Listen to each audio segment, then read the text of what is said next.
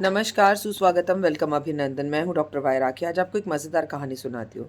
आपने कबीर का नाम तो बहुत बार सुना होगा। कबीर जी के पास एक बार एक व्यक्ति पहुँचा और उसने कहा, मैं आपसे ये जानना चाहता हूँ कि मेरी पत्नी से मेरा बहुत क्लेश होता है। ये गृह कलेश क्या है और ये कलेश क्यों होते हैं? मुझे इस कलेश से छुटकारा चाहिए और गृह क्लेश के बारे में मुझे कुछ बताइए। कबीर मुस्कुराए और उन्होंने अपनी पत्नी को आवाज़ देकर कहा, दोपहर का समय था, कि ज़रा लालटेन जला कर ला दो। ये सुनकर जब उस व्यक्ति को बड़ी हैरानगी हुई कि दिन का समय है, लालटेन की ज़रूरत रात में होती है, दिन में लालटेन क्यों मंगाया? पत्नी चुपचाप आई, लालटेन रखकर चली गई। इतने में कबीर ने अपनी पत्नी को फिर से आवाज़ दी कि कुछ मीठा खाने के लिए दे दो। पत्नी इतने में आई और नमकीन कुछ खाने के लिए देकर चली गई। उस व्यक्ति ने सोचा, ये परिवार ही पागलों का परिवार है। पति लालटेन दिन में मंगा रहा है तो पत्नी को देख लो, पत्नी से मीठा मंगाया जाए तो वो नमकीन देकर जा रही है। मैं किन पागलों के बीच में फंस गया। वो व्यक्ति उठा और चलने लगा।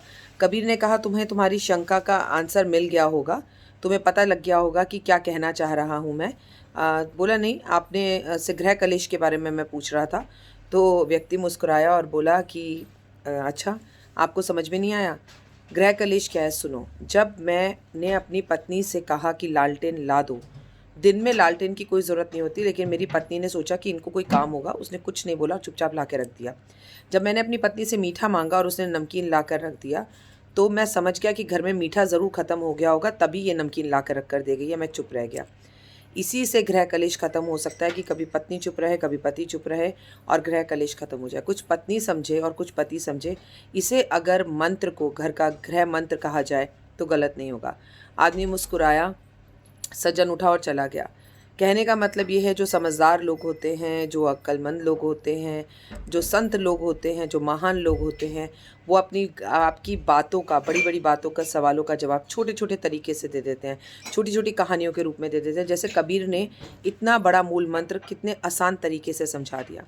नमस्कार, सुस्वागतम, वेलकम, अभिनंदन। मैं हूँ डॉक्टर वायरा की आपका स्वागत करती हूँ। उम्मीद है आपको ये कहानी ज़रूर पसंद आई होगी। अपने घर पर भी इस कहानी को एप्लीकेबल ज़रूर करें, बट बहुत ज़्यादा ना करें। बहुत ज़्यादा नहीं इन द सेंस, ना पति को देवता बनाकर रखने की ज़रूरत है, ना पत्नी को देवी बनाने की ज़रूरत है। आप दोनों एक दूसरे के पूरक हैं। इस रिश्ते को इसी पूरकता से ही निभाइए। और कमेंट्स में जय माता दी ज़रूर लिखिए। कहानी आपको कैसी लगी बताइए। देखिए, कल ग्रहण था और आज ग्रहण संपूर्ण हुआ है, तो आज गेहूं और गुड़ का दान सफाई कर्मचारी को ज़रूर दें आप।